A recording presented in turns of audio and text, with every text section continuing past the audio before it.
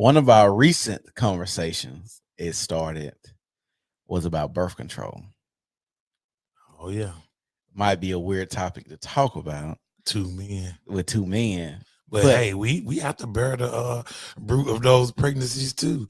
We got yeah, to put up with you and pay for you. yeah, you're right about that.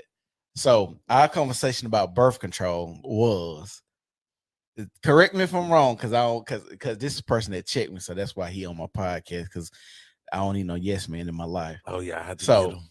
so I said I don't know any women whose mothers forced them or put them on birth control. And that was absolutely impossible for me to believe. Yeah, he thought I was just lying. He was like, this nigga is lying. Yeah, This nigga's full of shit. Flat foot lie. Right. I So call what it a flat happened foot was lie. he called some people, two women, and one of them said her mama was gonna force her to get on birth control, but when it went down there, she was already pregnant.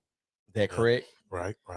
And the other one, I think she said Her mama put her on birth control in middle school. Right? Yep. And I said I didn't know anybody like that, and so I called some women. And the women that I called about the birth control, one of them said she never been on birth control ever in her life. The other one I called, she said that her mother didn't put her on birth control because she thought that would be like an invitation for her to be having sex. Which that is that is true. I mean, I would imagine, which I'm not a woman or a girl, but I would imagine even the mothers that chose to put their daughters on birth control had that conversation with them. I'm like, this is not an invitation for you to go out and have sex. But however, the difference that we came to realize, the reason why it was such a big, like, opposite polar ends of the spectrum of the conversation, is because we came to the conclusion that he grew up in an environment around females where if they did get pregnant, well, basically their mothers had the option to not want to put them on birth control, to not get them to go to have sex. But the girls that I know couldn't, they mothers couldn't afford to take the chance, basically. So basically, he's saying it's a social economic thing. Exactly. Basically, he's saying that women that maybe I grew up around was parents were more financially stable to take care of the kids, and when he grew up, maybe not so much. Yeah, because think about it. If you got a daughter, mm-hmm. and if she do get pregnant, you don't want her to get pregnant, but if she do get pregnant, you can help her financially, you know, and you can help her, you know, as far as being there with the child, helping her to raise the child. Yeah. So you in a position where you have the resources to do that. So to put her on birth control would be to give her the green light to have sex, because you know you financially able to help her, and she also knows that you're financially able to help her. So, but as to far as like when you growing up without those resources, you have mothers struggling to take care of her kids, and she ain't been a damn well take the chance of you getting pregnant. So she would have to take care of, feed another mouth to feed. You see what I'm saying? Right.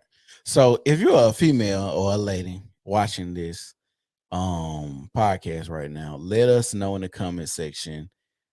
Did your mother force you to get on birth control? Yay or nay? Did she have the mindset, if she was to put you on birth control, that it would be an invitation for you to have sex? Or and not even force you.